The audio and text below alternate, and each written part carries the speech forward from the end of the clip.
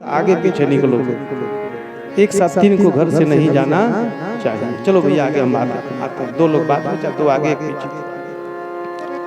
और मानसकार तुलसीदास जी भी मानो इस भाव भूमि में, सबके अपने अपने अर्थ हैं कि मानो भाव समाधि में वह तेज पुंज से युक्त राम जी के भक्त स्वयं तुलसीदास जी थे और उन्होंने अपने ठाकुर को, अपने स्वामी को प्रणाम किया। ये जो तापस है, तापस प्रसंग है, ये अव्यक्त तापस है जिनको अब तक निर्णय नहीं लिया गया कि ये कौन थे। तो आप मान के चलिए कि ये गोस्वामी तुलसीदास जी ही थे।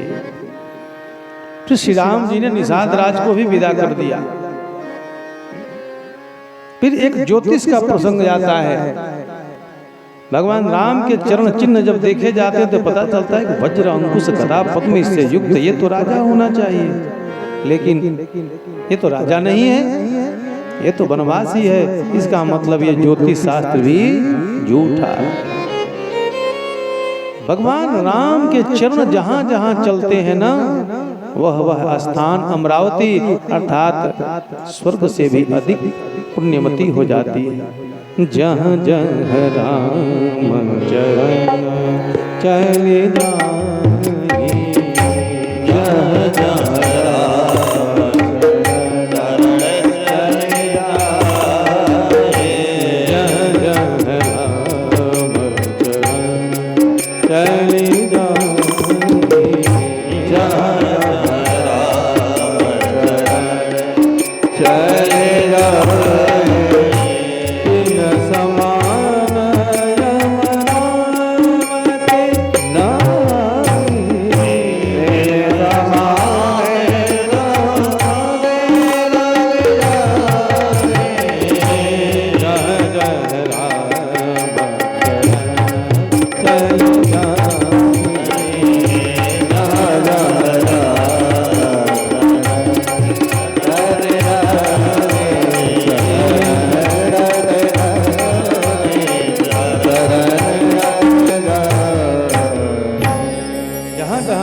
चरण जाते, वो अमरावती के समान भी वो नहीं है, उससे श्रेष्ठ है। तीन समान अमरावती ने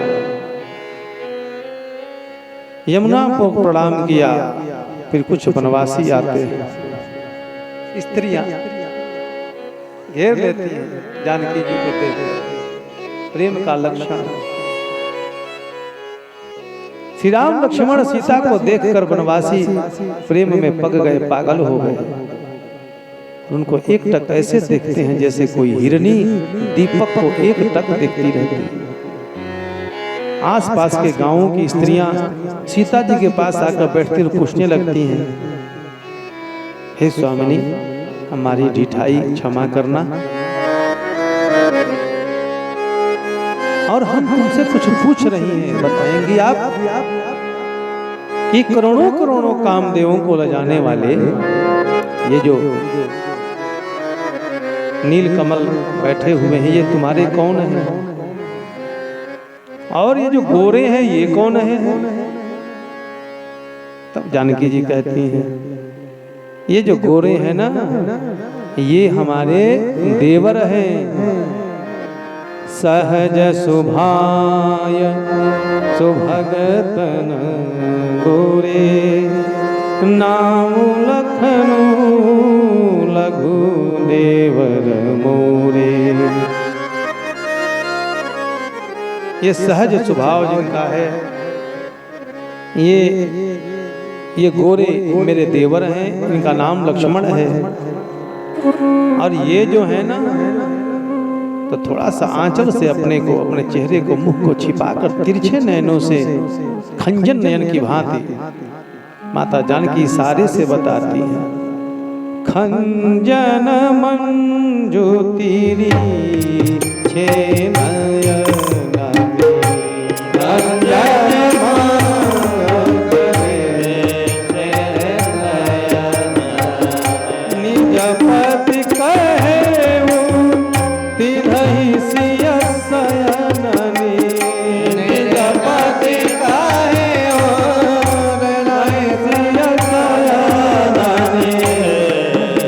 बदनो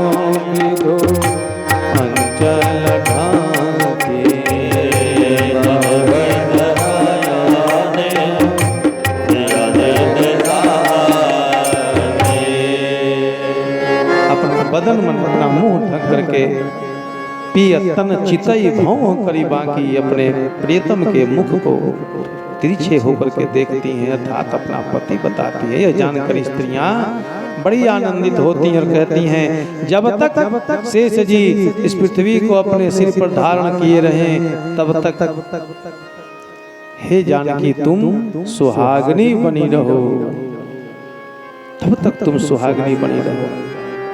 पार्वती समपति प्रिय हो,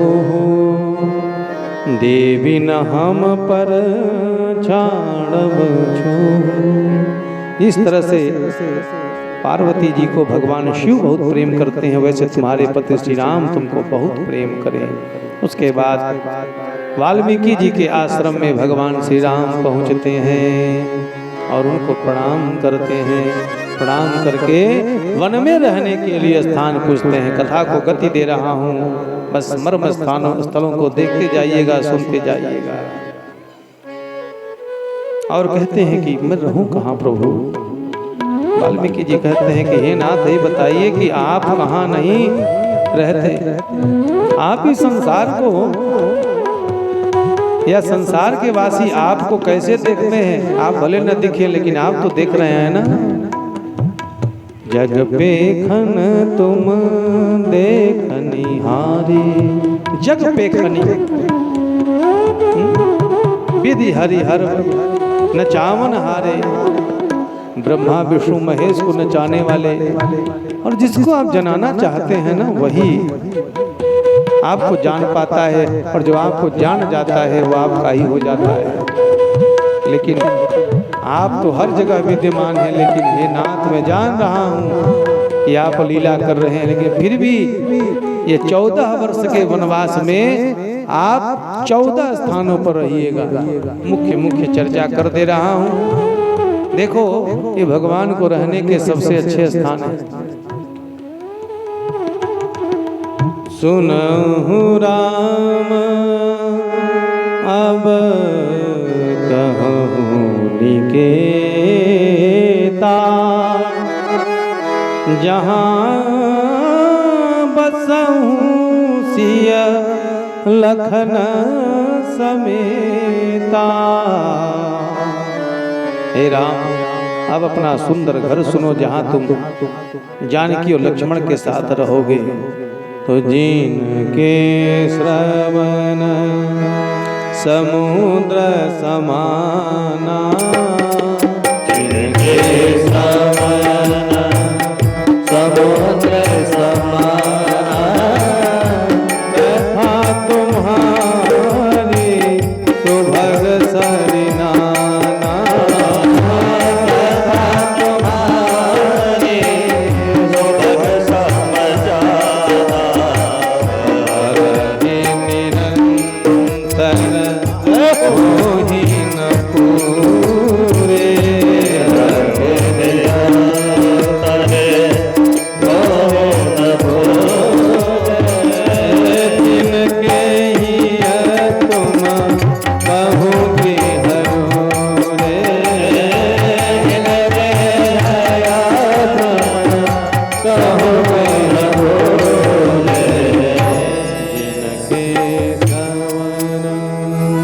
मुख्य जगहों, जिनके कान समुद्र के समान है। समुद्र का स्वभाव क्या है, कितनी सारी नदियां आके उसमें मिल जाती हैं, लेकिन कभी अपनी सीमा का अतिक्रमण नहीं करता। वैसे ही हे प्रभु, जिनके कान आपकी कथा सुनने के लिए समुद्र बन गए हो, अर्थात जो तृप्त नहीं होते, जो कभी भरते ही नहीं, उनके हृदय में हे नाथ आप निवास कीजिए। जिन नेत्रों ने आपके दर्शन के लिए अपने को चातक बना रखा है। चातक क्या करता है, स्वाति नक्षत्र के बूंदों को पाने के लिए एक टकटकी लगाए रहता है, अर्थात जो भगवान को हमेशा देखना चाहता है। निदरहि सरित सिंधु सरभारी, रूप बिंदु जल होहि सुखारी, तिनके हृदय सदन सुखदायक। उनका जो हृदय है वो रहने योग्य सुंदर घर है। बसहु बंधु सिय सह रघुनायक। हे रघुनायक अपने भाई और अपनी भार्या जानकी के साथ रही। आगे थोड़ा सा कुछ पार करते हुए बोलते हैं, कुछ इसमें बिंदु 14 स्थान है, व्याख्या करे लंबा होगा, इसलिए बीच का एक चौपाई पकड़ते हैं। चरण राम तीरथ चली जाहि, चरण राम के राग कर जाहि, चरण राम तीरथ चली जाहि, चरण राम के राग कर जाहि, राम बसहु तिनके मन माहि, राम बसहु तिनके मन माहि, राम बसहु तिनके मन माहि, राम बसहु तिनके मन माहि, मंदराजो नित जपति तुम्हारा,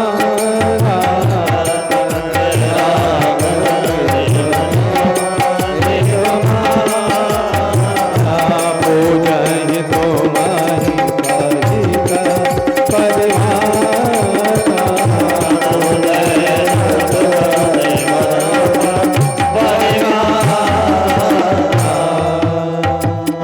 हे राम, जिनके चरण आपके तीर्थों की ओर जाते हो, अर्थात राम जी जहाँ जहाँ गए हैं ना, अगर आप वहाँ वहाँ आज चले जाओ ना, चाहे गोदावरी हो, चित्रकूट हो, चाहे अयोध्या हो, चाहे लंका हो, जहाँ जहाँ गए हैं, या हे प्रभु आपके जितने भी तीर्थ हैं, जिनके चरण आपकी भक्ति से युक्त होकर वहाँ जाते हों, हे प्रभु आप उनके हृदय में निवास कीजिए। ये घर है भगवान का, हृदय को घर बनाओ।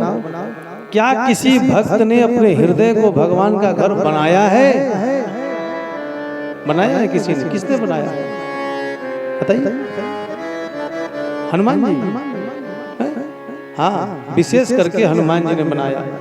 विभीषण जी कहते हैं ना कि क्या ये दांत से भगवान के दिए इस माले को, जानकी के दिए माले को आप फोड़ रहे हैं, तो बंदर ही ना, क्या देख रहे हैं इसमें? देख रहा हूँ मैं राम जानकी है कि नहीं।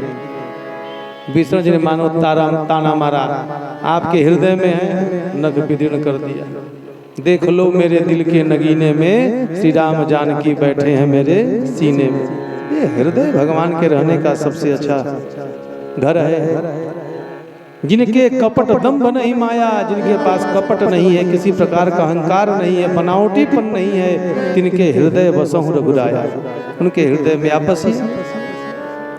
कहीं सत्य प्रिय वचन विचारी, जागत सोवत शरण तुम्हारी। जो सत्य बोलता है, विचार कर बोलता है, सोते जागते हे राम, सिर्फ आपके ही चिंतन में लगा रहता है, आप उसके मन में हृदय में निवास कीजिए। तुम्हें छाड़ी गति दूसर नाही, राम बसहु तिनके मन माही। वो सब कुछ माता पिता गुरु भाई बंधु सब आपको ही समझता है, उसके आप हृदय में निवास कीजिए। जिन्हि राम तुम प्राण प्यारे, तिनके मन शुभ सदन तुम्हारे। जो आपको प्राण से अधिक प्यारा हो, जो आपको आपके लिए अपना प्राण भी त्यागने के लिए तैयार हो, हे राम आप उसके हृदय में निवास कीजिए। नीति निपुण जिन कई जगली का, घर तुम्हार तिन कर मनुनी का। जो नीति में निपुण है ना, जो नीति पर चलते हैं और जो संसार की बनाई हुई जो मर्यादा है, उस मर्यादा का पालन करते हैं, हे प्रभु आप उसके हृदय में निवास कीजिए। राम भगत प्रिय लागहि जेहि, तेहि उर बसहु सहित वैदेही। और भगवान राम आपके जो अन्य भक्त हैं, उन आपके भक्तों को देखकर जो प्रसन्न होता है, आप वैदेही और लक्ष्मण के समेत उसके हृदय में निवास कीजिए। ध्यान रखिएगा, भगवान इनके भक्तों से भी यदि कोई प्रेम कर ले तो भगवान उसके हृदय में निवास करते हैं। सब तजी तुम्हारी रहाई उरलाई, जो सब कुछ छोड़ करके सिर्फ आपको ही अपने हृदय में बसाता है, तही के हृदय रहूं रघुराई, उसके हृदय में हे रघुराई आप निवास कीजिए। कर्म वचन मन राउर चेरा, जो मन वाणी और कर्म से आपका चेला है, मैंने आपकी आज्ञा का पालन करने वाला है। राम करहु तेहि के उर डेरा, आप ऐसे के हृदय में निवास कीजिए। और अंतिम दोहे के रूप में आता है, इस सबसे बड़ा कठिन स्थान है भगवान के रहने का, कि ऐसा व्यक्ति बड़ा आसानी से नहीं मिलता। ज्ञाहीन चाहिए कबहु कछु, तू सन सहज स्नेह, बसहु निरंतरता सुमन, सोराउर निज इसको कुछ नहीं चाहिए, सिर्फ आपसे स्नेह चाहिए। सोचो, जो भगवान को प्रेम कर रहा है, भक्ति कर रहा है, तो बस प्रेम के लिए प्रेम कर रहा है, उसको कुछ चाहिए ही नहीं। ऐसा कोई है भक्त इस कलयुग में जो भगवान की भक्ति करता है केवल भक्ति के लिए? ना, दिन रात तो मांगते रहते हैं, प्रभु लड़का दे दीजिए, हे प्रभु संपत्ति दे दीजिए, हे प्रभु अब की बार मेरा घर बन जाए, हे प्रभु पिछली बार एक छोटी गाड़ी लिया था, इस बार बड़ी गाड़ी हो जाए, हे प्रभु हम मोटा चावल खाते हैं, इस बार बासमती काला नमक खाएं। मांगते ही रहते हैं केवल। लेकिन ये भक्त का काम नहीं। भक्त कैसा होना चाहिए? अहे तो क्या अप्रतिहता, हेतु रहित भक्ति कीजिए और अप्रतिहत में निरंतर भक्ति कीजिए। कुछ मांगो नहीं, अपने आप मिलेगा, क्योंकि भगवान अपने भक्तों की चिंता, उसके साधन, उसके खान पान सबकी व्यवस्था करते हैं। भगवान गीता में कहते हैं, अनन्या चिंतयन्तो मां ये जनाः पर्युपासते, तेषां नित्याभियुक्तानां योगक्षेमं वहाम्यहम्। हे अर्जुन, जो अनन्य भाव से मुझे भजता है, अनन्य मने हमारे सिवा कोई अन्य नहीं, ये जनाः पर्युपासते, जो लोग मेरी उपासना करते हैं, तेषाम उनके नित्य अभियुक्ता नाम, नित्य प्रति जो लगने वाली जो साधन सामग्री है, जो योग क्षेम है, योग मने अप्राप्त की प्राप्ति और क्षेम मने प्राप्त की रक्षा। मने मान लीजिए आपको आलू चाहिए, भगवान ने आपको ढेर सारा आलू कई टाली भिजवा दी, तो ये तो योग हो गया। क्षेम मने अब आलू जो मिला उसकी रक्षा भी करेंगे, गर्मी से, सड़ने से, तो धन देंगे, धन को लूटने से बचाएंगे। ये भगवान का योग क्षेम है। तो भक्त को कैसा होना चाहिए? कुछ चाहिए नहीं, भगवान के भरोसे रहे। मुझे चिंता नहीं अपनी, उन्हें चिंता हमारी है, मेरे प्राणों के रक्षक तो सुदर्शन चक्रधारी है। अपनी चिंता ना करो।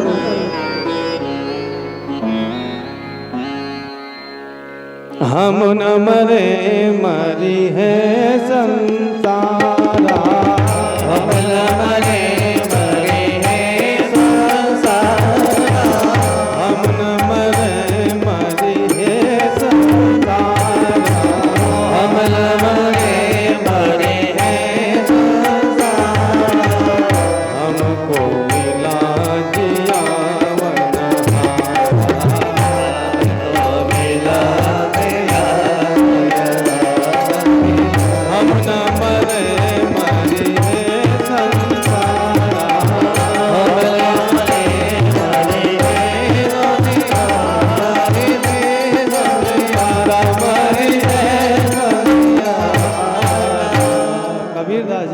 ये हम नहीं मरेंगे, मरी है संसारा, संसार के लोग मरेंगे क्यों? हमको मिला जी यावन हारा। कबीरदास जी मरे, केवल फूल तो बचा।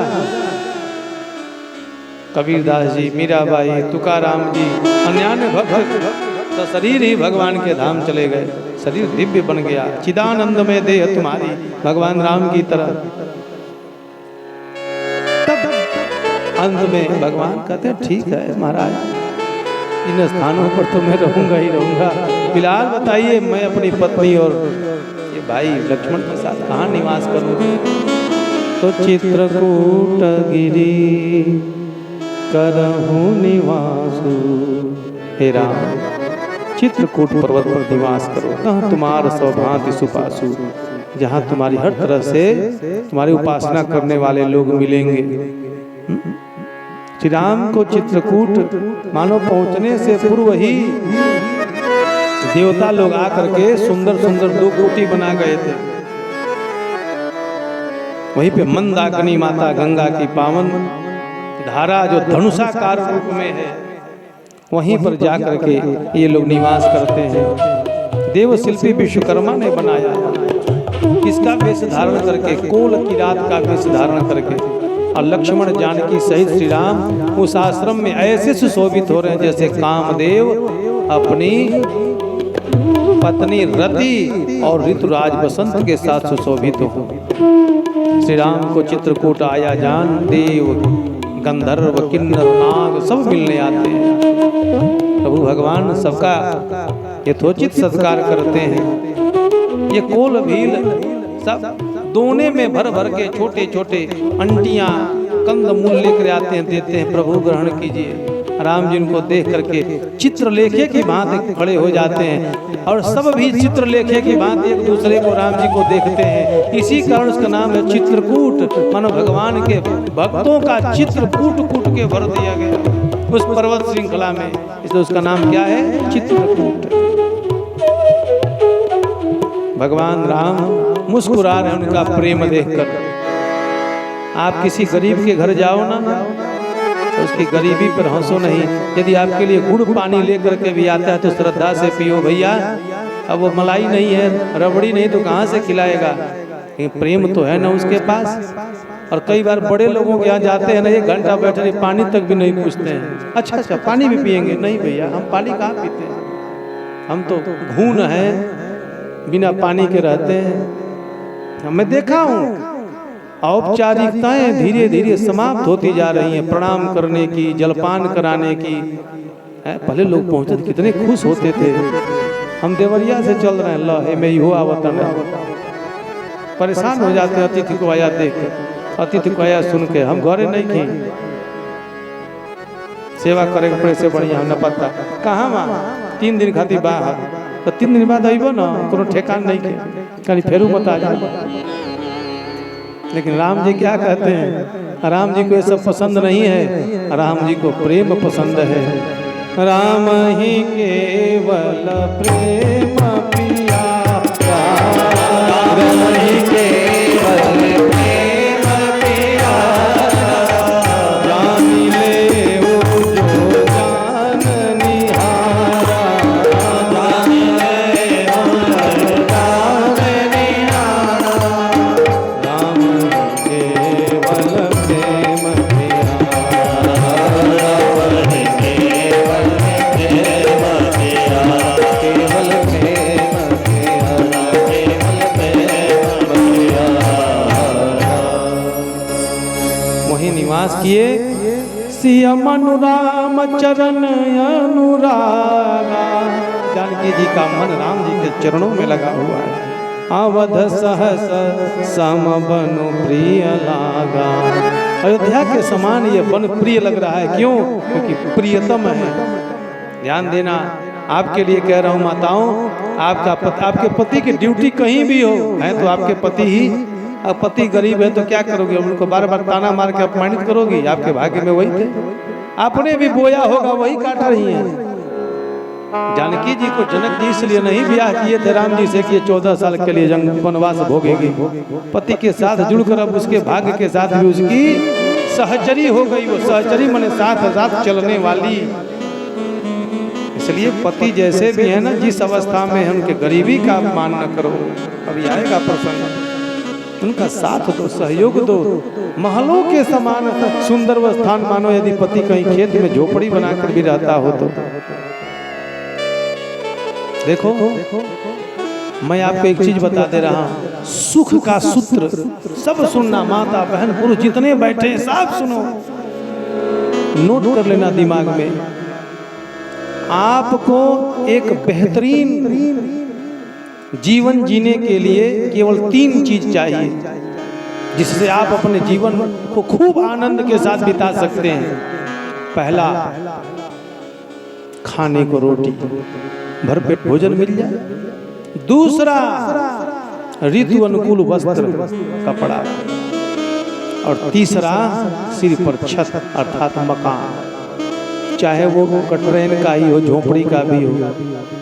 आप करोड़ों रुपया कमाते हैं तो भी रुपया थोड़े चबा के पानी से सोते हैं। आपको खाने के लिए अन्न ही चाहिए, रोटी ही चाहिए। आप भले हवाई जहाज से उड़ते हो लेकिन आप पत्ता नहीं ओढ़ेंगे, भैया आपको वस्त्र चाहिए, क्योंकि आप वनवासी थोड़े हैं। अब अलग बात है कि भाई कोई मुफ्ती का, कोई रेमंड का, कोई ब्रांडेड पहने, और कोई 100 रुपये का पहने, काम वही करेगा तन ढकने का। घड़ी चाहे 500 रुपये की हो, चाहे 5 लाख की, उसका काम समय दिखाना ही है। अब अन्याय प्रयोग करो तो आप जानो इतना बढ़ा लो। और मकान तो ये 3 जिनके पास है ना, मैं सूत्र दे रहा हूँ सुख के, अपने को बहुत सुखी समझना। क्यों? क्योंकि दुनिया में कईयों के पास ये तीनों ही नहीं है। खाने को भरपेट कभी रोटी नहीं, पहनने को तन पे वस्त्र नहीं, रहने को मकान नहीं। आप भोजन खूब ले लेते हैं, पूरा हांडी में, नाली में फेंकते हैं। सोचो वह अन्न आज किसी जीव को मिला नहीं होगा, वह इतने के लिए वो तरस रहा होगा। इसलिए भैया भोजन ग्रहण करते समय ना घबराओ नहीं। और मैं भोजन कराने वालों को भी एक निवेदन करूंगा, मैं कह नहीं पाया, मैं मौका मिलेगा तो कहूंगा।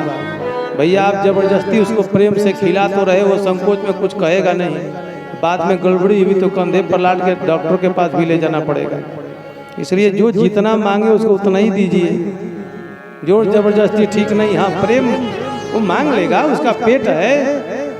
अब भाई 9 दिन हम लोग हैं, 8 दिन तो भूखे तो रहेंगे नहीं, भर पेट तो खाएंगे ही खाएंगे। एक समय ऐसा था कोई पूछता ही नहीं था, और एक समय इतना पूछ रहे हैं कि हम लोग की पूछ ही बढ़ गई है। हम पूछ कहाँ ले जाएं, हनुमान जी की तरफ बढ़ती जा रही है। तो मध्यम मार्ग, बीच वाला, न ज्यादा न कम, है ना। एक उदाहरण दे रहा हूँ तो। और भोजन भी आयुर्वेद के अनुसार 3 सूत्रों से ग्रहण करना चाहिए। हितभुक, मितभुक, ऋतभुक। हितभुक माने जो हितकारी हो शरीर के लिए, ऋतु अनुकूल। मितभुक माने जो अल्प मात्रा में, जो आसानी से पच जाए। ऋतभुक जो ऋतु में जो मिलता हो। अब ये जो मौसम है ये गोभी का नहीं है, और आप गोभी खा रहे हैं, कैसे पचेगा? डॉक्टर साहब ये ऋतु गोभी का नहीं है ना। तो जो ऋतु जिस ऋतु में जो सब्जी और फल उगते हैं होते हैं, उन्हीं को ग्रहण करना चाहिए। क्या क्या कवियों ने, वैद्यों ने बनाया, कौन सी ऋतु में क्या खाना चाहिए, सुना रहा था मैं।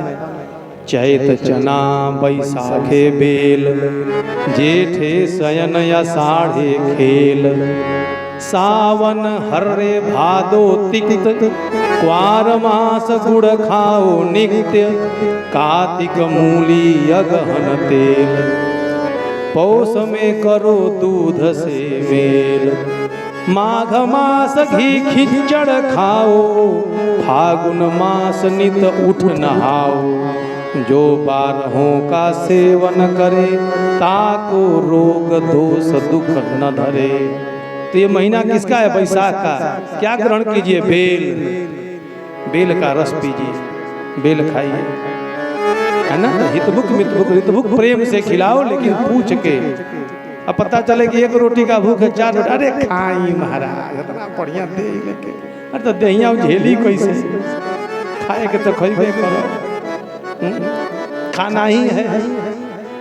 अब थरिया में पड़ गई, ठाकुर जी के भोग लागत, और रोवत गावत खाई के बाद, और चाहे भर रात कोहरा 1 करवट से हो कर। कोई अपने अपने पर मत लेना, मैं ये प्रहसन के रूप में कह रहा हूँ, किसी पर कोई आक्षेप नहीं है, व्यंग नहीं है, एक नीत नियम बता रहा हूँ जी।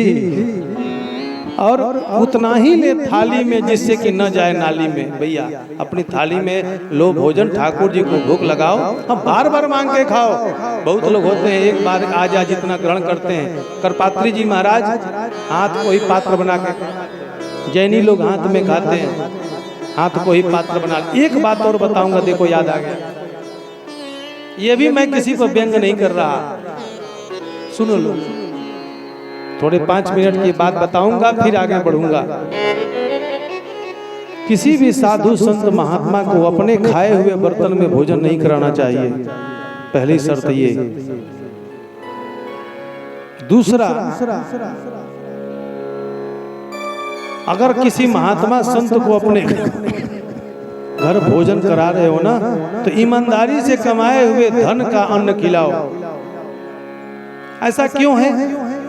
मैं फिर कह रहा हूँ, कोई अपने पर निजी न लेगा। मैं हर कथा में कहता हूँ, भगवान ठाकुर जी साक्षी हैं, ये मैं हर जगह कहता हूँ। मैं कहता हूँ पत्तल में खिला लो, अपने बर्तन में न खिलाओ। क्यों? जो व्यक्ति जिस बर्तन में भोजन करता है, उस बर्तन में उस व्यक्ति के संस्कार भी जुड़ जाते हैं। व्यक्ति यदि झूठा है, बेईमान है, चोर है, डाकू है, छिनायत है, जो भी, तो उसके संस्कार उस बर्तन में भी जुड़ेंगे। उसका जूठन, उसका लार उसमें संपर्क किया। अब कहोगे माज के तो खियावता नहीं, तो माजने से वो साफ तो हो जाएगा, पवित्र कैसे होगा? पवित्र वो तब होगा जब वो स्टेनलेस स्टील दोबारा रिसाइकिल अर्थात आग में तपा कर गला कर नया थाली बने तब। क्योंकि अग्नि क्या करती है? वो शुद्ध कर देती है। तो उस व्यक्ति के संस्कार भी उसमें जुड़ते हैं जो अपने बर्तन में भोजन कराता है। इसलिए किसी साधु संत को पत्तल में भोजन करा लीजिए, फेंकवा दीजिए, अपने थाली में, या तो नई बर्तन में भोजन कराओ। इस पर एक कथा भी बता दे रहा हूँ, सत्य। एक महात्मा जी थे, उनका एक चेला था, वो उसके घर गए।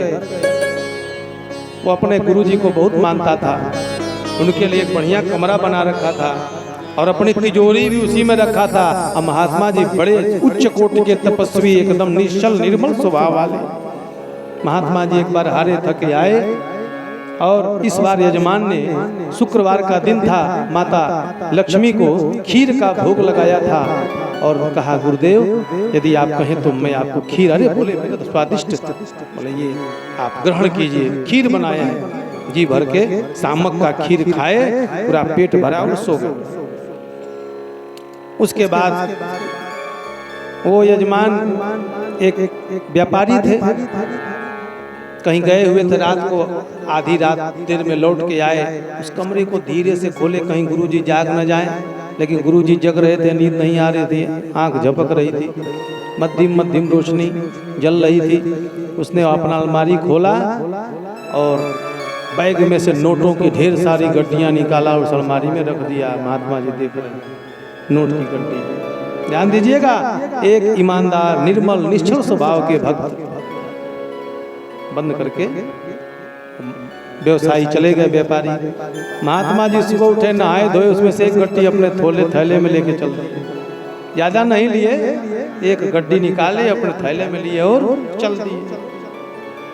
इधर सुबह जब वह गड्डी लेने गया, सेठ काउंटिंग की, गिना तो एक कम।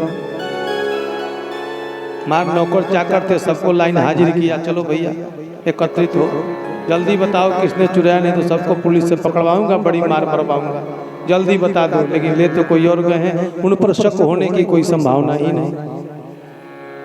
महात्मा जी घर गए बेचारे, और एक रात जब बीता तो तीसरे दिन वो अपना थैला वाला लेके पहुंचे यजमान के। यजमान ने प्रणाम किया, महाराज पधारिए, आप आए, मैं बड़ा संकट में हूँ। देखिए ना, मैं एक दिन गड्डी रखा, नोटों की ढेर सारी, आप सोए हुए थे और मेरे नोटों की गड्डियों में से एक गड्डी कम है, मुझे किसी एक बड़े व्यापारी का भुगतान करना है, मेरी बड़ी बेइज्जती होगी। इन नौकरों चाकरों में से कोई बता नहीं रहा, तो सिद्ध पुरुष से बताइए ना कौन चुराया है। महात्मा जी बोले मिल जाएगा, पक्का मिल जाएगा, इनको जाने दो, जाओ भैया तुम लोग सब। अरे तो चोर पता चल गया है वो कौन है, आप चिंता ना कीजिए। सब चले गए तो फाटक बंद किए, बैठाए व्यवसायी व्यापारी को। बोले भैया तुम्हारा ये रहा गड्डी, कपड़े थैले में से निकाले। बोले गुरुजी आप? बोले हाँ, हमू जैसा पापी ये काम किया है, देखो अब तुम चेला हो, तुम्हारे सामने हमारा सिर झुक रहा है। बोला गुरुजी आपने ऐसा क्यों किया? बोले ये तो मुझे ही समझ में नहीं आ रहा है कि मैंने ऐसा किया क्यों, और जब ले गया तो तुमको देने क्यों आया, ये भी नहीं समझ पा रहा। लेकिन उसमें समझ है। फिर गुरुजी ने कहा अच्छा ये बताओ, मेरा मन इतना मैला कभी नहीं हुआ कि मेरे पास कितनी गड्डियां असरफियां लोग मुझ पर लुटाते हैं, मैंने कभी लिया नहीं, और तुम्हारे गड्डियों के बंडल को देख के मेरा मन विचलित हो गया। अच्छा ये बताओ, तुमने जो खीर खिलाई थी हमको उस रात, क्या वो उस खीर का अन्न, दूध, चीनी सब तुम्हारा ही था ना? महाराज दिमाग पर जोड़ दिया। बोला हाँ चीनी तो अपना ही था, घर की गाय है, उसका खरीदा हुआ उसका दूध है। हाँ चावल मेरा नहीं है। बोले कहाँ से लाए भैया? आज तो हम गाड़ी लेके रात को आ रहे थे, देखे सड़क पे एक चावल की बोरी गिरी है, तो मैंने देखा तो सुंदर बासमती का बढ़िया गमगमाता चावल, और किसको ढूंढने जाए, इसको रख लिया उसी चावल का। बोले बस उस चावल के खाने से मेरी खोपड़ी खराब हो गई, वो तुम्हारा था ही नहीं, वो दूसरे का था और तुमने मुझे खिला दिया। ध्यान देना, ध्यान देना, किसी अपने भी खाओ ना तो अपनी कमाई का खाओ, बुद्धि भ्रष्ट नहीं होगी। ये दुकान पर जा करके होटलों में जो ये चाट मार खींच रहे हो, उसी थाली में कौन कौन खा रहे हैं और उसको धोया कैसे जाते हैं, उसी में आप भी खा रहे हैं। कितने संस्कार आपके अंदर जा रहे हैं, संस्कार यही पाप के। वीर सावरकर जब काला पानी की सजा झेल रहे थे ना, ध्यान दीजिएगा, उनकी मैंने एक कथा में कहानी में पढ़ा था, तो जब रात को सोते थे ना तो उनको भाला तलवार लिए हुए कुछ लोग मारने के लिए मारो काटो करते थे, रोज ऐसा होता था। वो बड़े चिंतित थे, भैया ऐसा स्वप्न क्यों आ रहा है? पता लगाने लगे कि ऐसा भोजन है, मेरा मन अशांत रह रहा है। तो पता लगाते लगाते लगाते उसकी तह में पहुंच ही गए, क्योंकि ज्यादातर जेल में जो भोजन बनाते हैं वो भी कोई ना कोई कैदी ही होते हैं। भाई कैदी के लिए भोजन बनाता है, तो पता किए कि भंडारी कौन है, तो भैया भंडारी 15 हत्या करके आया है और वही भोजन बनाता है, और उस हत्यारे के हाथ का भोजन करने के कारण उसके संस्कार अपने शरीर में घुस गए। और यहाँ तो जूता चप्पल पहन के लोग भंडारा बनवाते हैं, मार मुंह में खैनी ठूस के पूरा एकदम बना रहा है भगवान का, उसी में सब डेटा पोटा सब वही में डाल के सब स्वाहा है। हाँ भैया सही बता रहा हूँ, इस गर्मी में समोसा कैसे बनता है दुकान पे, सब सनाता वही में, और आप खा रहे हैं पूरा एकदम, उसका तो बेचारे का बह ही रहा है, आप खा रहे हैं, आपका भी बह रहा है, उसका बनाते बनाते बह रहा है, आपका खाते खाते बह रहा है। कुछ सीख लीजिए, किसी के हाथ का बनाया, किसी के बर्तन का पकाया न खाओ। ज्यादातर संत महात्मा साधु सोपाकी होते हैं कि हम बना के खाएंगे, हालांकि हम उस सभी विरक्त कोटि में नहीं आए हैं, लेकिन परमात्मा की कृपा से बढ़ रहे हैं। इसलिए जितनी माताएं ध्यान रखना, जितने पुरुष बैठे हैं ध्यान रखना, कोई साधु संत महात्मा घर पे आए कभी अपने घर बर्तन में न पानी पिलाओ न खिलाओ, उससे बढ़िया डिस्पोजल ले लो, 10 20 50 रख लो, पत्तल ले लो उसमें खिला लो, लेकिन अपने बर्तन में नहीं। क्यों? वो सात्विक जीवन जी रहा है, लेकिन आप सात्विक उसके जैसे नहीं हैं। अरे कुछ तो वो विशेष है आपसे। तो संस्कार का बहुत प्रभाव पड़ता है। तो जीने के लिए 3 आवश्यकता, रोटी, कपड़ा और मकान। रेगिस्तान में चले जाइए, पूरे शरीर में आभूषण अंगूठी पहन करके, पूरे जेब आपके नोटों की गड्डियों से भरा है, आपको प्यास लगी है, पानी नहीं है, नोटों की गड्डियों से असरफियों से भर जाएगी, मिट जाएगी प्यास नहीं, आपको तड़प तड़प के मरना पड़ेगा, आपका रुपया पैसा साफ पड़ा रह जाएगा। यही ज्ञान है, यही नीति, ये मर्यादा सिखा रही है राम जी का कि जननी समझा नहीं पर नारी, धनु पर आव विषते विष भारी। दूसरे के धन को विष से भी अधिक विषैला समझो, वो मार देगा आपको, आपका मन खराब कर देगा। चलते चलो चलते चलो चलते चलो, कभी किसी पर दृष्टि किसी दूसरे के धन पर न डालो। अरे वो उसका महल बना है, उसके भाग्य से बना है, आप झोपड़ी में रहते हो भैया, आपने अपना ऐसा कर्म किया होगा। आइए कथा को आगे बढ़ाते हैं। तो राम ही केवल प्रेम पियारा।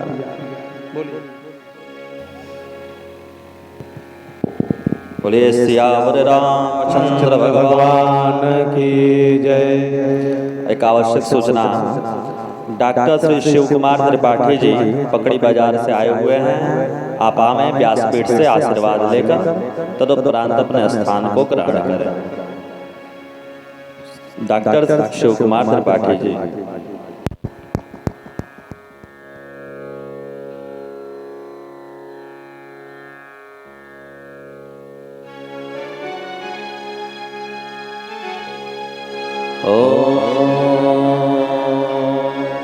मंगलम भगवान विष्णु मंगलम गरुड़ध्वज मंगलम पुंडरीकाक्ष मंगलाय तनो हरि।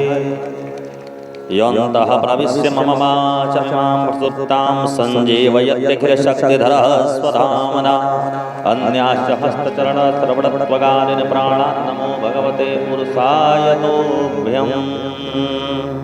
अब मैं महाराज से निवेदन करूंगा कि कथा के क्रम को आप आगे बढ़ाएं। जय जय श्री राम।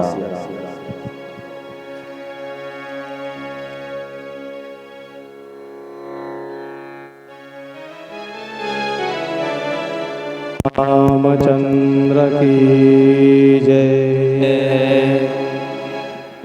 तो जहाँ पर राम जी हैं, अर्थात जहाँ पति हैं, वहीं पर जानकी जी के लिए अयोध्या लग रहा है। श्री राम जी की चित्रकूट की पर्णकुटी में ऐसे सुशोभित हो रहे हैं जैसे देवराज इंद्र अपनी अमरावती में पत्नी शची और पुत्र जयंत के साथ सुशोभित हो रहे हैं। सुमंत्र जी अयोध्या लौट करके जाते हैं। सर्वत्र शोक छाया हुआ है, कोई किसी से बोल नहीं रहा,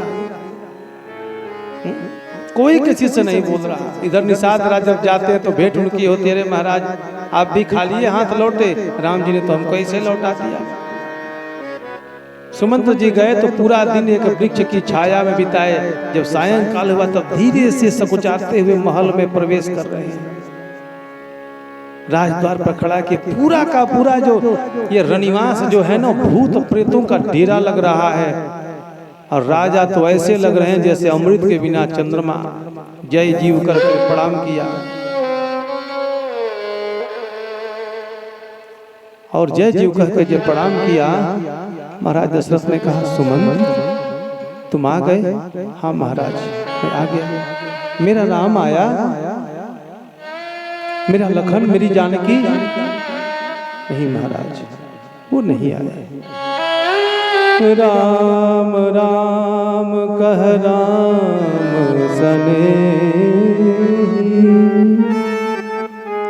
उन्हीं कह राम लखन में देही। कभी राम राम राम कह रहे हैं, कभी लक्ष्मण, कभी वैदेही जानकी को पुकार रहे हैं।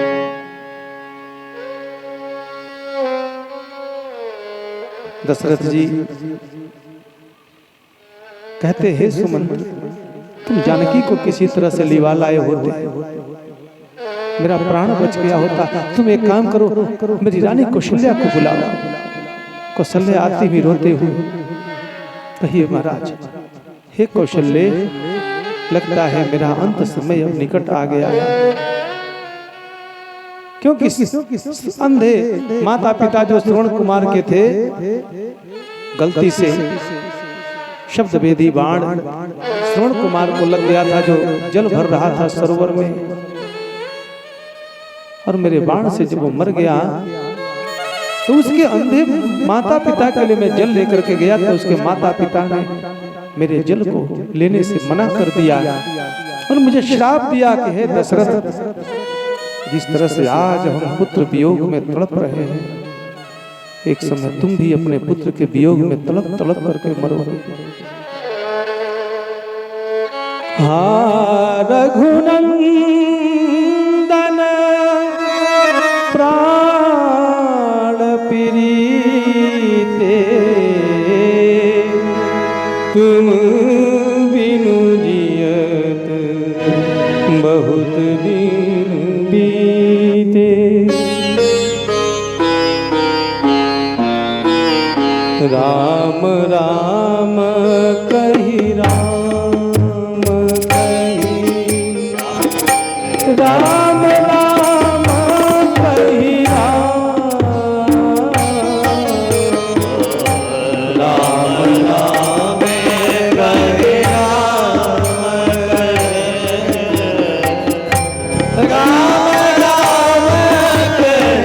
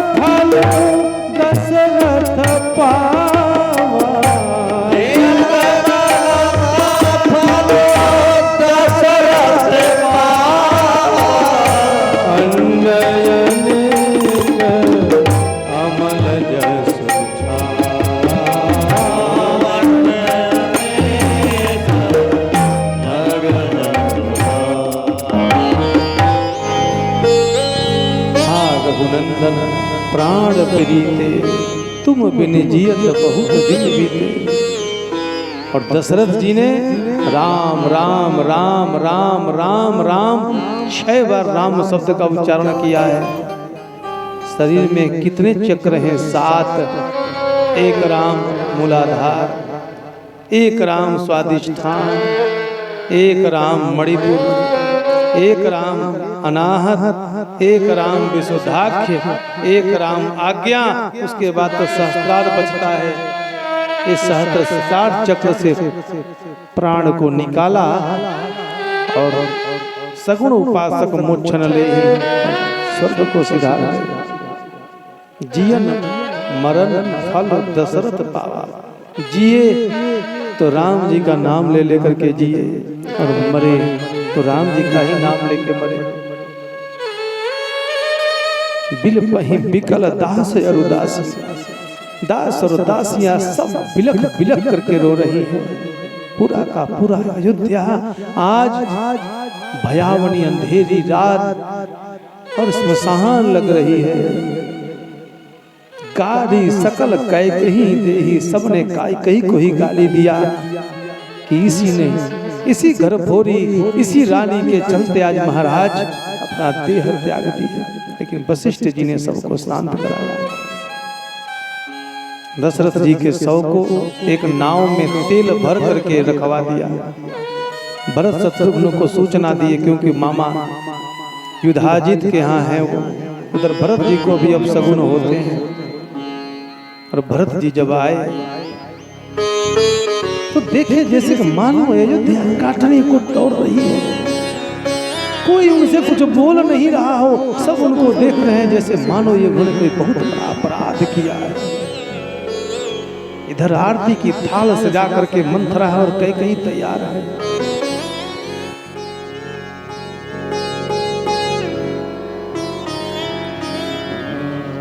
आरती की थाल सजा करके कई तैयार कि मैं अपने लाल की आरती उतारूंगी, क्योंकि वो तो राजा है, वरदान के रूप में मुझे दशरथ जी से मिल गया है।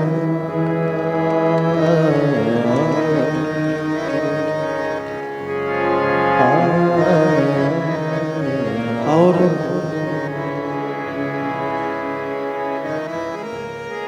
कई को देखा इतनी प्रसन्न, मंथरा को भी देखा प्रसन्न, आरती उतार रही है। माँ को प्रणाम किए, माँ, भैया, भाभी, लक्ष्मण, महाराज एक साथ एक सांस में पूछ पड़े, ये लोग कहाँ हैं? दिखाई नहीं दे रहे। कहती है, बेटा तू इनकी चिंता न कर, मैंने तेरा हर तरह से कुशल कर दिया है।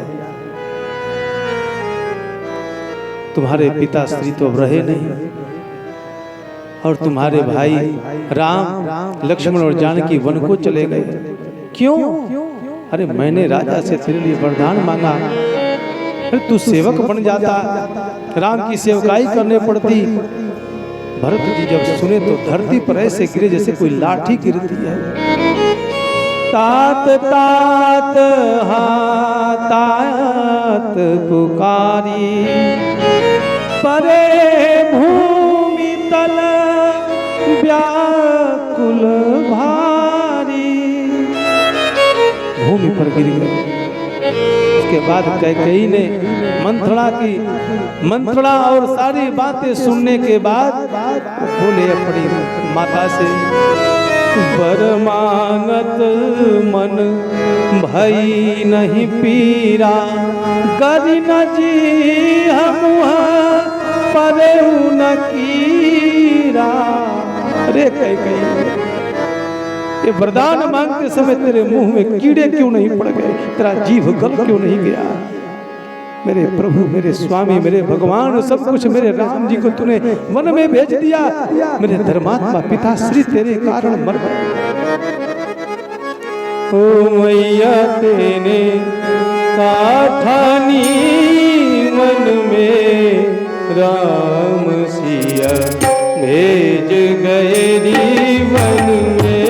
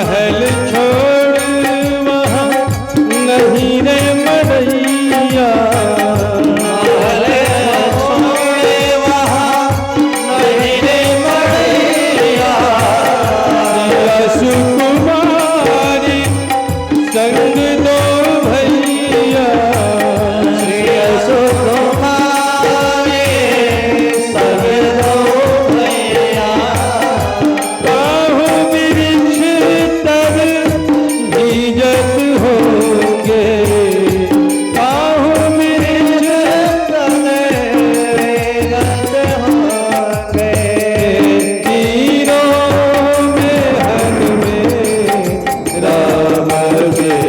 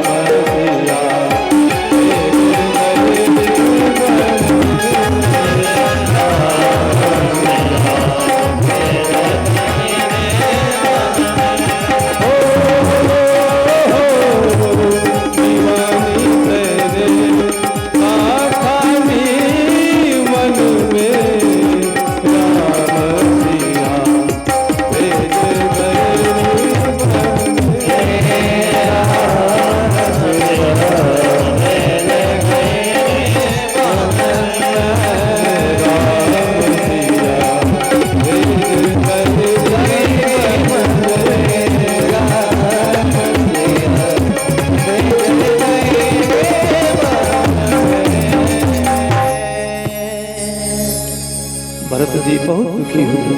हे हठीली, हमारे रामचंद्र जी किस वृक्ष तर, किस वृक्ष के नीचे सोते होंगे, भींजते होंगे। वहां कोई मड़ैया झोंपड़ी महल थोड़े ही है। इधर शत्रुघ्न जी मंथरा का झोटा घसीट घसीट कर मारते हैं। हुमगिला ततकी कुबर मारा, परिमुह भरी मही करत पुकारा। वो कुबड़ी, कुबर निकला हुआ था। कुबर टूटे फूट कपारू, उसका कुबर तोड़ दिया, उसका सिर फोड़ दिए। दलित दसन मुख रुधिर प्रचारू, और उसके दांत तोड़ दिए, मुख से रक्त की धारा निकल गई। क्या कहती है मंथरा? आहत हई मैं काहन सावा, करतनी कफलु अनई सपावा। अरे हमने तो अच्छा ही किया था कि भरत राजा बने, उसका ये फल मिल रहा है। सुनी रिपुहन लकी नख सिख खोटी, लगे घसीटन धरी धरी झोंटी, झोंटा पकड़ के खींच खींच कर मार रहे हैं। लेकिन भरत दया निधि निधाई, दया निधान भरत जी ने छुड़ा दिया। कौशल्या पहिए दो भाई कि राम जी जानेंगे तो हमें त्याग देंगे कि हम एक स्त्री के साथ ऐसा दुराचार कर रहे हैं। कौशल्या जी के पास कौशल्या जी राम समझकर उनके हृदय से लगाएं, क्योंकि दोनों का स्वरूप एक जैसा, चेहरे का रंग तो उड़ गया, दुख के मारे व्याकुल है। राम मोरा गईले बनवा हो, नहीं भावे भवनवा। राम मोरा गईले बनवा हो, नहीं भावे भवनवा। राम मोरा गईले बनवा हो, नहीं भावे भवनवा। राम मोरा गईले बनवा हो, नहीं भावे भवनवा। भावे भवनवा नहीं भावे भवनवा। भावे भवनवा नहीं भावे भवनवा। मोरा गईले बनवा हो, नहीं भावे भवनवा।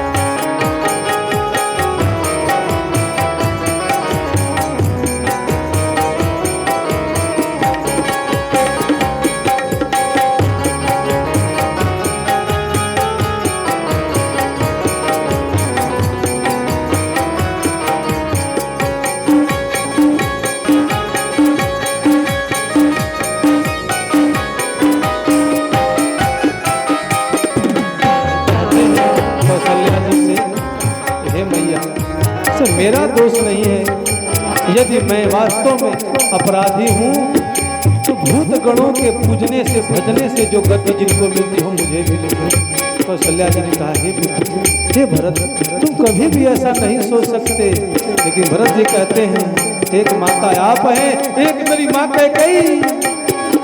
बजर के छतिया बनवलु रानी कहे कई। बदल के छतिया बनवलु रानी कहे कई। बजर के छतिया बनवलु रानी कहे कई। बजर के छतिया बनवलु रानी कहे कई। राम जी के बनवा पठैलु रानी कहे कई। राम जी के बनवा पठैलु रानी कहे कई। कैसे के रही है परनवा हो, नहीं भावे भवनवा। कैसे के रही है परनवा हो, नहीं भावे भवनवा। राम मोरा गईले बनवा हो, नहीं भावे भवनवा। राम मोरा गईले बनवा हो, नहीं भावे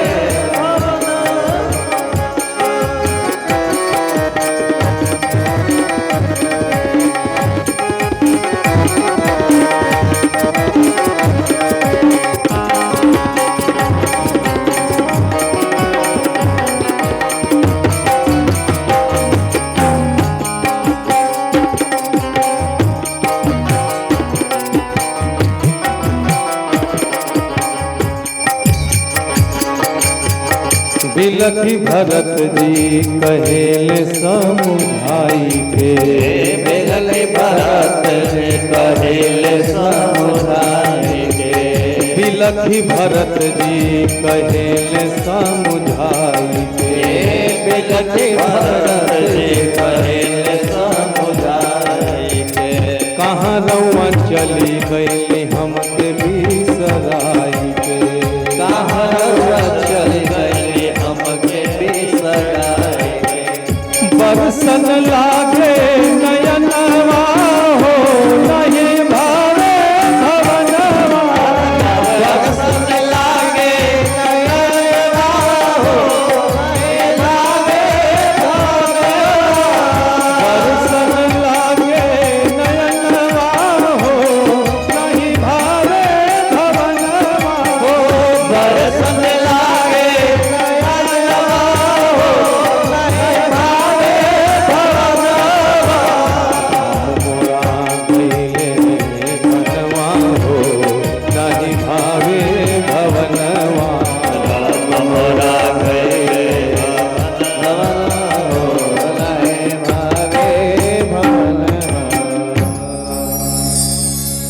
कौशल्या जी को सांत्वना देते हैं भरत जी, और सरल स्वभाव के भरत जी को हृदय से लगाया माने। वशिष्ठ जी सबको शांत कराया। सरजू के तीर पर चिता सजाई गई, जन सुरपुर सो पान सुहाई।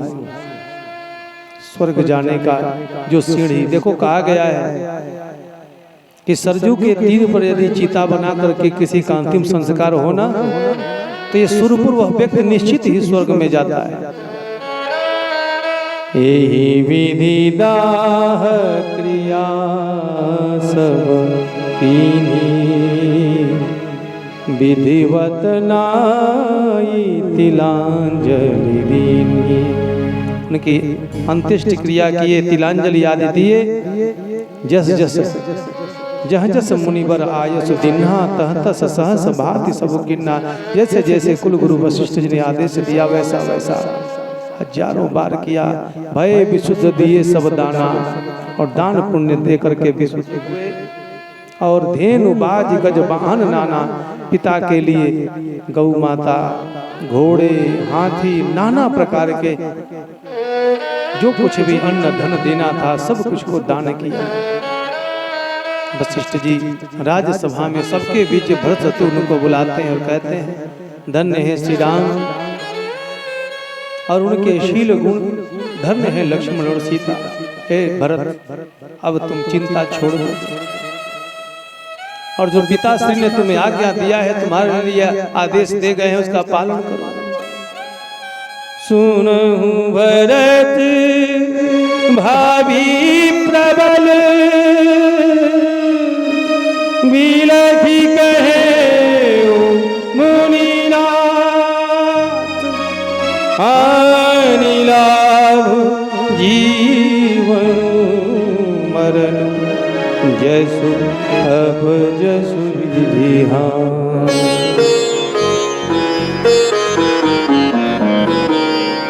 विधना तेरे लेख किसी के समझ न आते।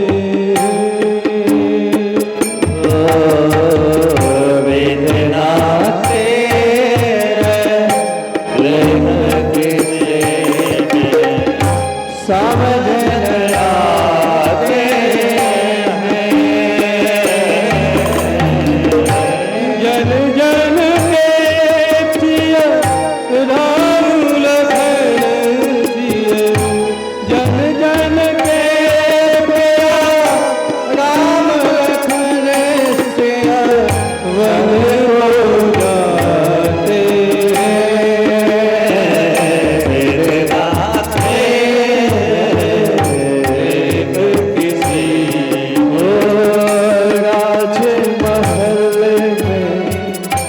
पाया जीवन फूलों में हुआ लागन पाल।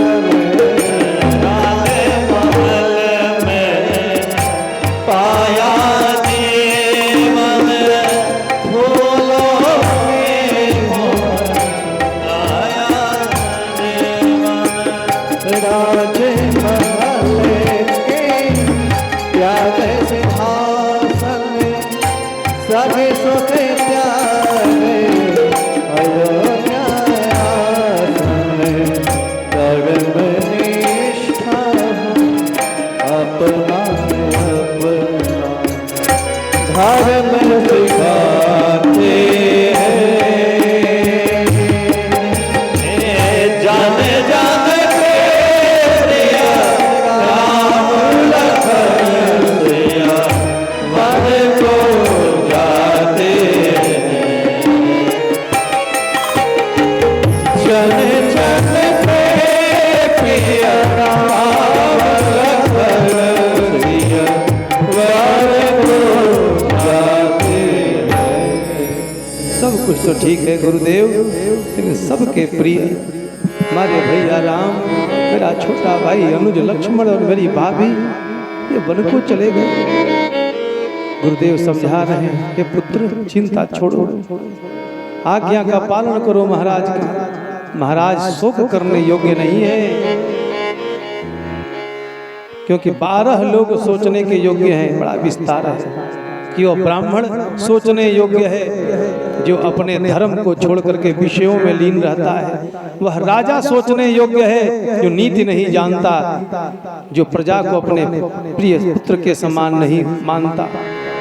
वह वैश्य सोचनीय है जो धनवान होते हुए भी कृपण है, जो न तो अतिथि की पूजा करता है न शिव का भजन करता है। वह शूद्र चिंतनीय है जो विप्र का अपमान करता है और मुखर होके स्पष्ट बोलता है, गुमान में अहंकार में अपने थोड़े से ज्ञान में। वह नारी, वह पत्नी सोचनीय है, चिंतनीय है, जो अपने वंचक अर्थात अपने पति को छलने वाली है, धोखा देने वाली है। लेकिन सोचनीय नहीं कौशल राव कि महाराज दशरथ चिंता करने योग्य नहीं है। भुवन 4 10 प्रकट प्रभाव, 14 भुवनों में उनका प्रकट प्रभाव है। भरत जी कहते हैं, गुरुदेव मुझे अब कोई दूसरा उपाय नहीं सूझ रहा, मैं तो बस अब एक ही आंख एक ही संकल्प ले रहा हूँ कि अब मैं सुबह ही प्रातः काल चली हूँ प्रभु पाही, एक आंख यही मनमाई। एक ही मेरा दृढ़ निश्चय है कि मैं प्रातः काल में प्रभु राम के पास जाऊंगा और जा करके उनको लौटा करके लेके आऊंगा। मैं ये राजगद्दी नहीं संभाल सकता। और सब नगरवासियों को लेकर के, वशिष्ठ जी को लेकर के कैकेयी को मना करते हैं भरत जी, लेकिन कौशल्या माता समझाती है, हे भरत जो होना सो हो गया, अपनी माता के साथ कभी एक दुर्भाव न करो। कैकेयी भी चलेगी। नगर लोग सब सज सज जाना, चित्रकूट कहाँ किन्न बयाना। सब चल पड़े। पहले दिन तमसा के तीर पर, दूसरे दिन गोमती के तीर पर, रात भर सई नदी के तीर पर निवास करके श्रृंगवेरपुर पहुंचे। वहाँ निषाद राजगुह चिंतित होता है कि भरत जी सेना लेकर आ रहे हैं कि कहीं इनके मन में अभी भी चैन नहीं, राज भी ले लिए, अब राम लखन वैदेही कोई वन में भी सुरक्षित नहीं रखना चाहते, तो वे भी क्रोध में भर जाते हैं कि हम लड़ेंगे, मारेंगे, कटेंगे, भले हम जानते हैं कि हम जीत नहीं पाएंगे, लेकिन अपने राम को कष्ट नहीं देने देंगे। लेकिन एक बूढ़ा निषाद शकुन करता है कि नहीं, युद्ध नहीं होगा। निषाद राज वशिष्ठ जी को अपना नाम लेकर दूर से ही प्रणाम करता है। और भरत जी जब जाने कि राम का प्रिय है, राम सखा सुनी संदनु त्यागा, राम सखा सुनी संदनु त्यागा, चले उतरी उमगत अनुरागा, चले उतरी उमगत अनुरागा, करत दंडवत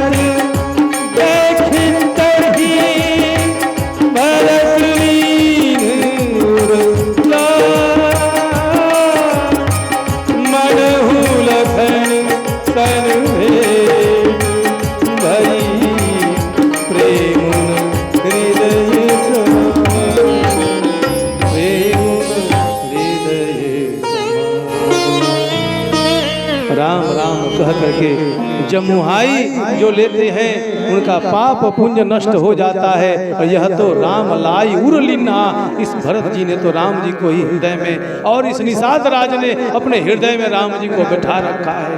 कुल समेत जग पावन किन्ना, इसने तो पूरे के पूरे अपने कुल को ही पवित्र कर लिया। कर्मनाश जल सुरसरी परई, तही को कहूँ शीश नहीं धरई। कर्मनाशा नदी जिसका स्पर्श होने से सारा का सारा पुण्य बह जाता है, लेकिन जब सुरसरी देव नदी गंगा में पड़ जाती है तो सब लोग उसको शीश पर धारण करते हैं। लेकिन एक प्रसंग से और, यदि कर्मनाशा में गंगा जल भी मिल जाए तो लोग शीश पर धारण नहीं करते, अपवित्र मानकर उल्टी गंगा बहती है। लेकिन राम जी का नाम तो उल्टा लेने पर भी लोगों का कल्याण होता है, और ये तो राम जी को हृदय में बसा रखा है। उल्टा नाम जपत जग जाना, वाल्मीकि भय ब्रह्म समाना। रानी अवधवासी निषाद को लक्ष्मण जी के समान समझकर उसे आशीर्वाद शुभकामनाएं देते हैं। इस प्रकार भरत जी सेना समेत चलते चलते गंगा जी के तट पर राम घाट पहुंचे। भरत जी ने सबके सामने गंगा दर्शन का लाभ लिया और वरदान मांगा गंगा जी से। जोरी पानी बर मांगू ये जोरी पानी बर मांगू सिया राम पद सिया राम पद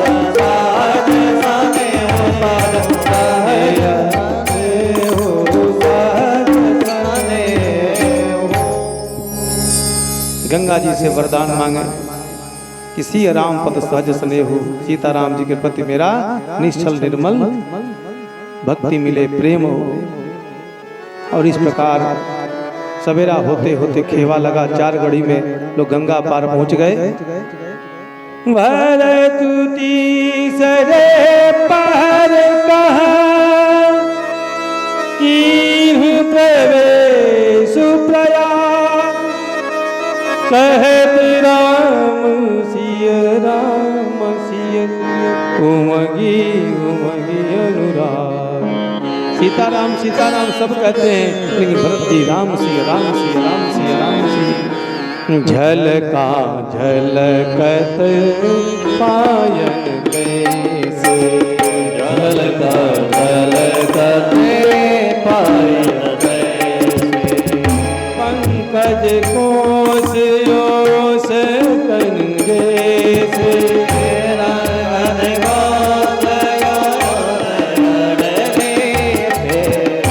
झलका झलकत पायन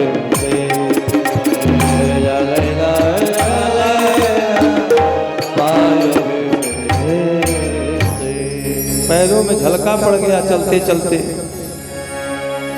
तीर्थराज प्रयाग के पास पहुंचते हैं। कथा को सार सार भाग में ले चल रहा हूं। प्रणाम किया, कहे तीर्थराज प्रयाग, हम क्षत्रिय हैं, हम लोग कभी दान नहीं लेते, हम तो दान देते हैं, लेकिन आज मैं अपने क्षत्रिय धर्म को त्याग करके दान मांग रहा हूं, भीख मांग रहा हूं। हे तीर्थराज प्रयाग, मुझे ये पुरुषार्थ चतुष्टय जो श्रेष्ठ होते हैं, यह भी आपके दर्शन से, मज्जन से, पान से मिल जाते हैं। आपके पास धर्म भी है, अर्थ भी है, काम भी है, मोक्ष भी है, हमें नहीं चाहिए। अर्थ न धर्म न काम रुचि, गति न जहु निर्वाण, जन्म जन्म रति राम पद, यह वरदान नयान। सीता राम चरण रति मोरे, सीता राम चरण रति मोरे, अनुदिन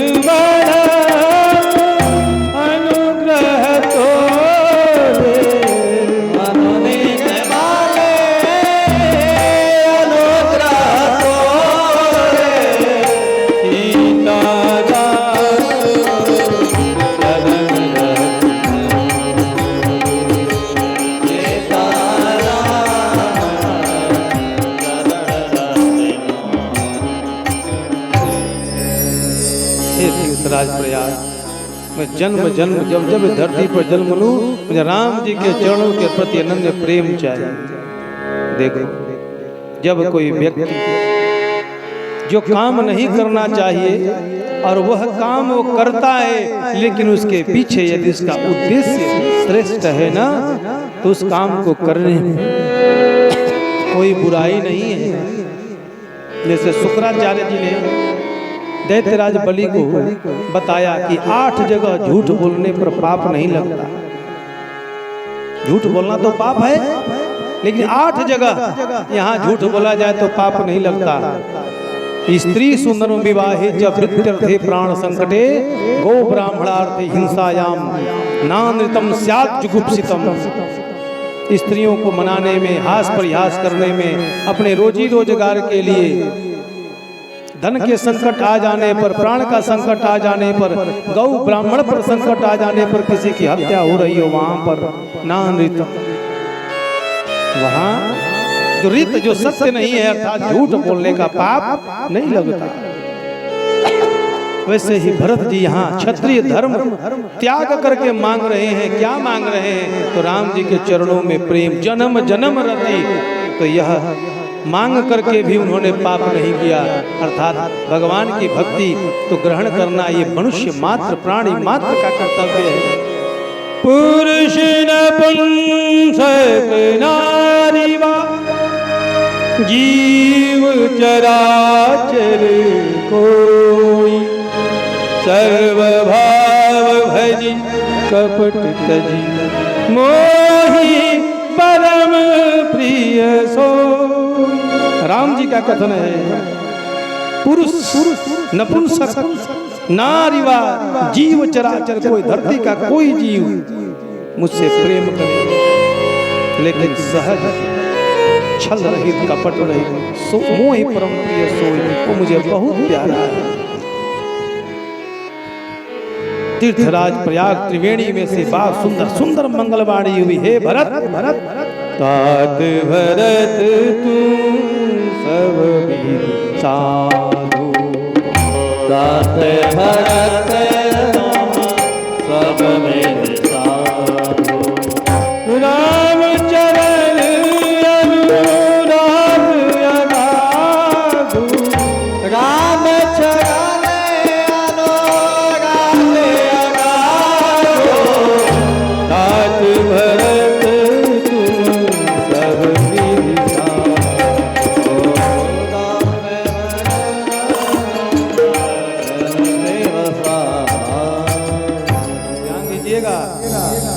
भरत जी अपना क्षत्रिय धर्म त्याग करके वरदान मांगे।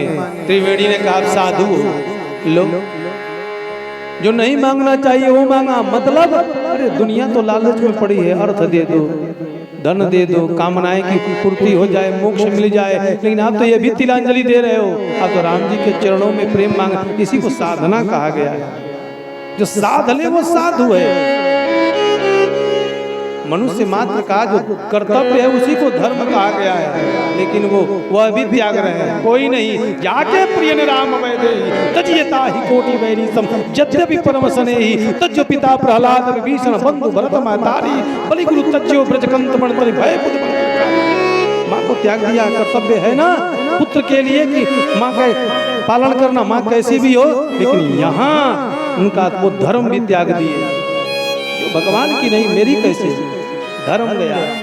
अर्थ जो धन जिसके लिए राम जी छोड़ गए, या कैकेयी ने जो वरदान मांगा उसको भी लालच नहीं चाहिए मुझे। लक्ष्मी स्वर्ग से भी अधिक, अमरावती से भी अधिक धन है कहाँ? उस अयोध्या नगरी में। लेकिन भगवान राम उसको त्याग दिए, भरत भी त्याग दिए। काम कोई इच्छा नहीं है, जन्म जन्म रति राम पद, और मोक्ष तो चाह ही नहीं सकता। ये मांग है तब वे साधु कहलाए।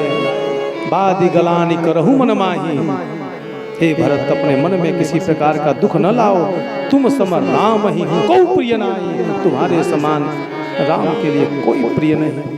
प्रयागवासी भरत जी के प्रेम की सराहना कर रहे हैं, ये आकाशवाणी सुन करके। इस प्रकार रामचंद्र जी के सुंदर गुण समूहों को सुनते हुए वो भरद्वाज जी के आश्रम में गए, भरद्वाज जी को प्रणाम किए। भरद्वाज जी ने रिद्धि सिद्धियों को प्रकट किया, समस्त अयोध्या के चतुरंगड़ी सेना का स्वागत किया, उनको खिलाया पिलाया, समझाया, हे भरत चिंता मत करना, ये सब समय की गति है, गहना कर्मणो गति। राम जी जब गए थे ना जिस मार्ग से, तो जो जीव राम जी को देखे थे वो सब मुक्ति के अधिकारी हो गए। ध्यान देना, भक्त से बड़ा भगवान है और भगवान से बड़ा भक्त है स्थिति के अनुसार। भगवान राम जब गए तो जितने मार्ग में जीव पड़े सबने राम जी को प्रणाम किया।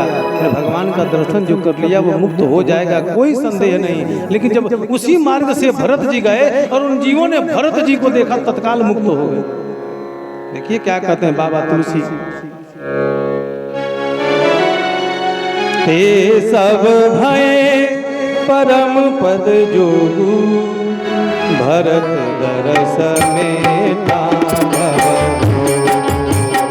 भरत दरस मेटा यह बड़ी बात भरत कही नाही यह बड़ी बात भरत नाही सुमिरत दिन ही राम मन मान सुमिरत दिन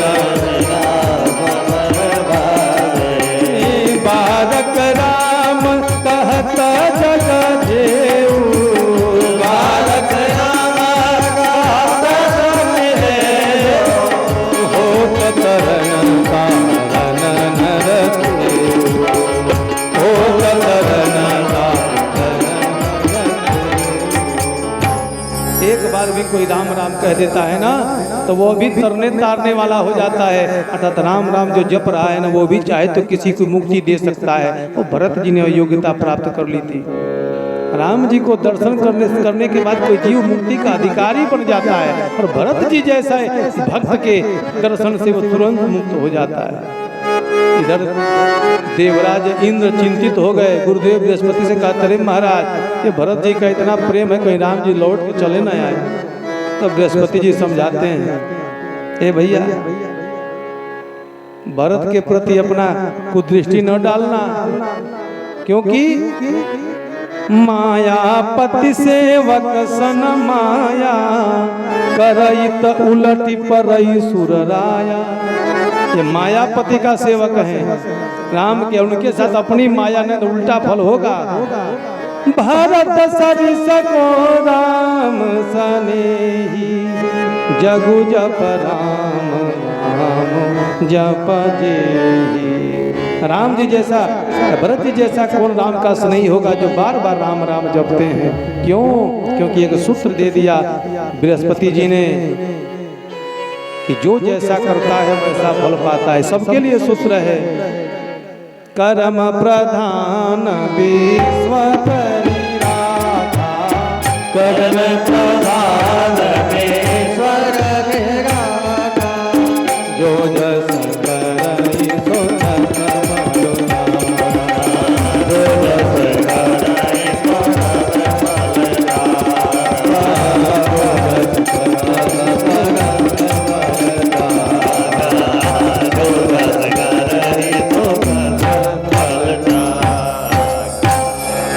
जो जैसा करता है फल पाता है। इसलिए आप गलत मत कीजिएगा बचेंगे नहीं आप।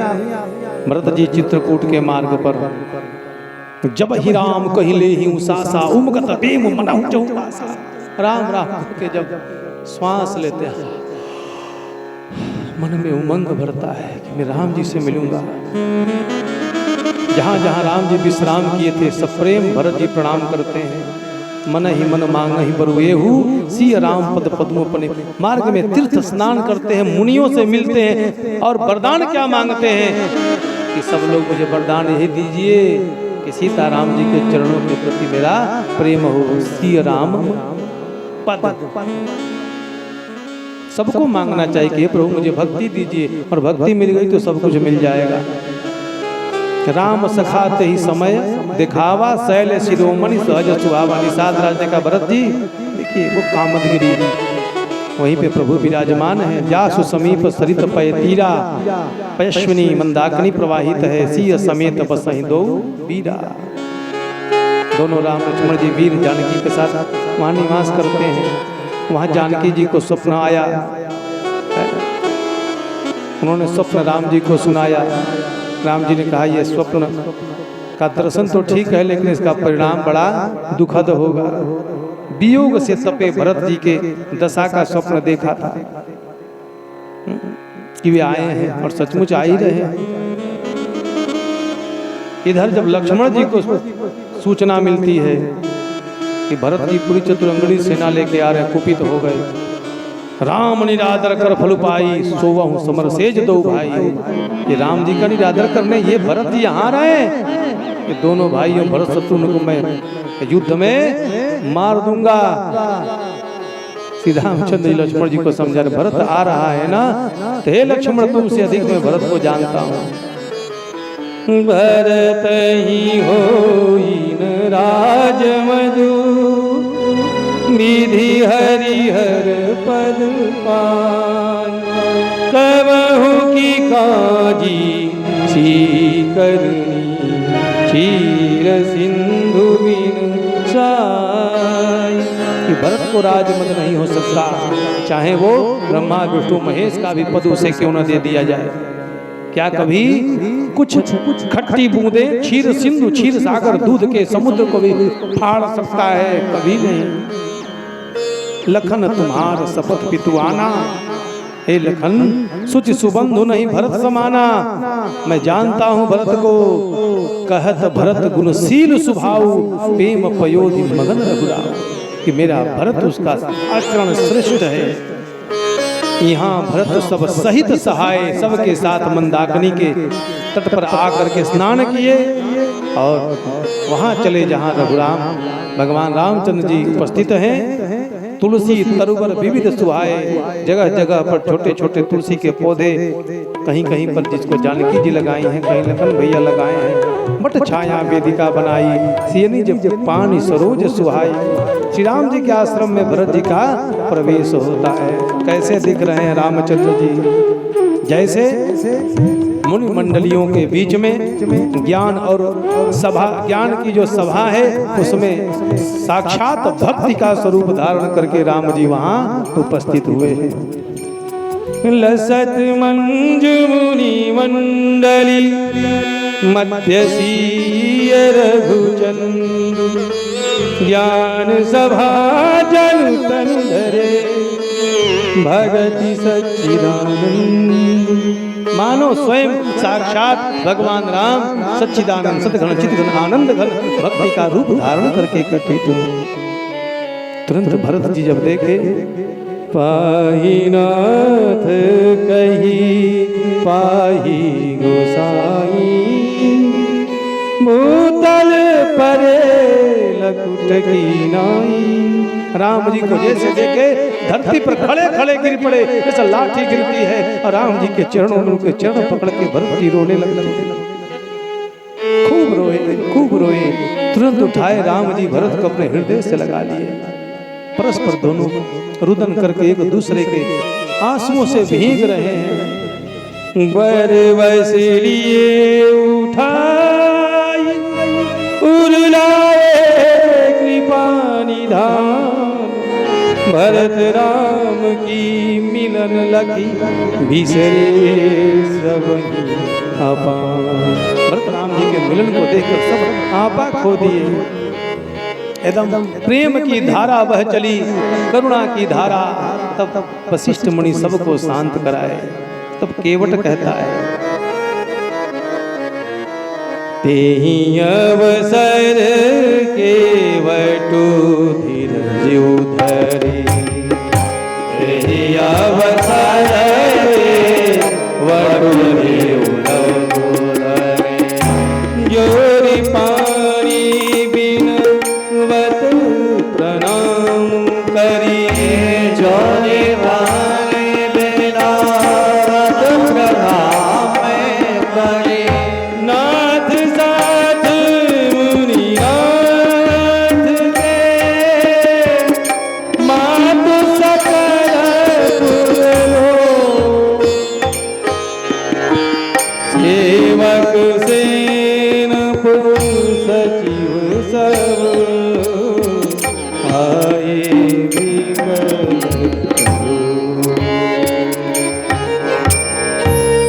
हे नाथ।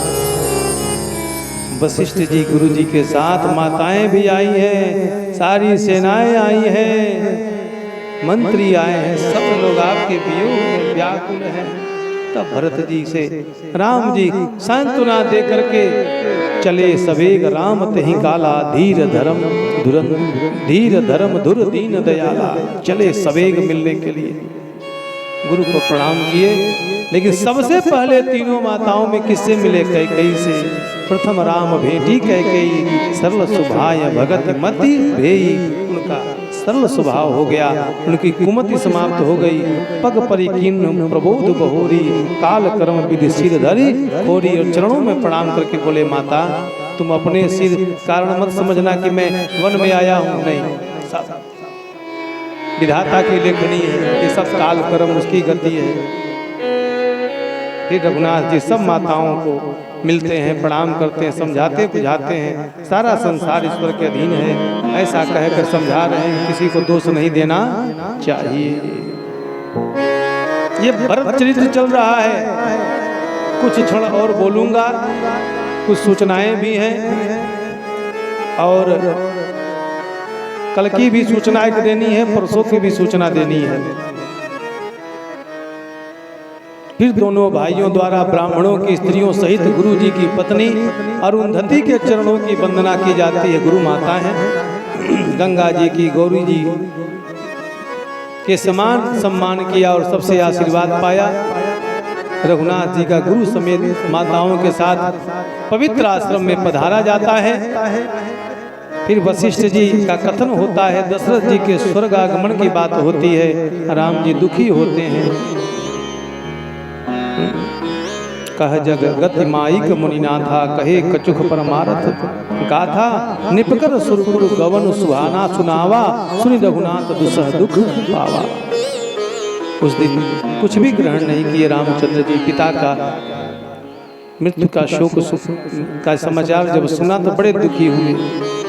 आजकल लोग तो किसी के मृत्यु की सूचना सुनते हैं, अच्छा ठीक बा, पुरनिया रहना मरगी ने भर भट खाई। और मृत्यु की सूचना सुन करके भी जो भोजन करे, ऐसे पापियों को दूर से भी त्याग देना चाहिए।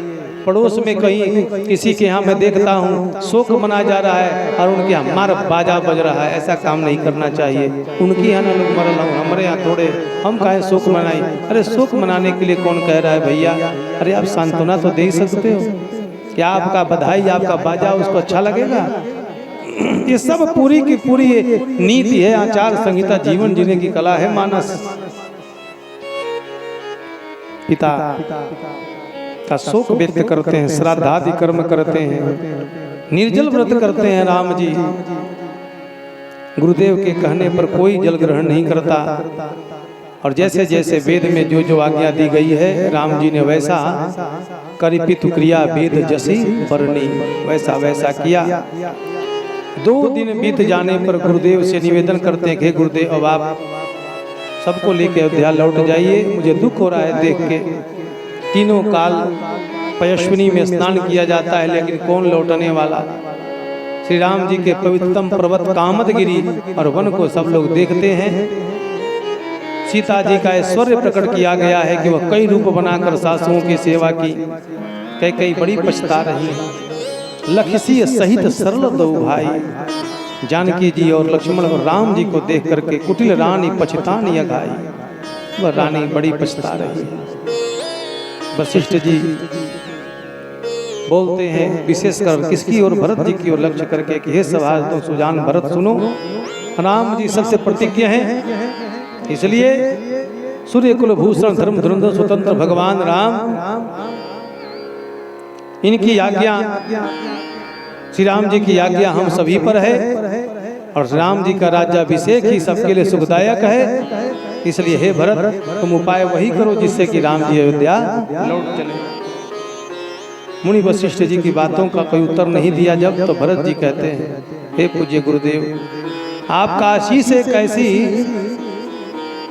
दवाई है, एक औषधि है जो दुखों का दमन करने के लिए पर्याप्त है। इसलिए निश्चय को तो कौन टाल सकता है? आप मुझसे उपाय पूछते हैं तो यह सब मेरा भाग्य है।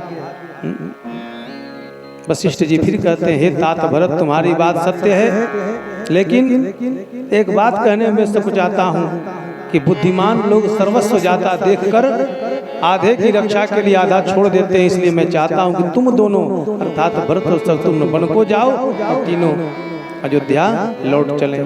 सब लोग प्रसन्न होते हैं, लेकिन माताएं फिर भी दुखी हैं कि भैया आखिर हमारे 2 बेटे तो वन में रहेंगे, आखिर क्यों रहे? भरत शत्रुघ्न तो प्रसन्न है कि बहुत अच्छा कि हम लोग रह जाएंगे। भरत जी कहते हैं कि गुरुदेव जी ने जो कहा है उसके करने से जगत भर के जीवों की रक्षा होगी, उनकी इच्छित वस्तु देने का फल होगा। 14 वर्ष तो क्या, मैं जीवन भर वन में रहने को तैयार हूँ। भरत जी की बातें सुनकर वशिष्ठ जी समेत सभी अपना सुध बुध खो देते। अब वशिष्ठ जी श्री राम जी से कहते हैं, बोले मुनिवर वचन विचारी, देश काल अवसर अनुहारी, सुनहु राम सर्वज्ञ सुजाना, धर्म नीति गुण ज्ञान निधाना।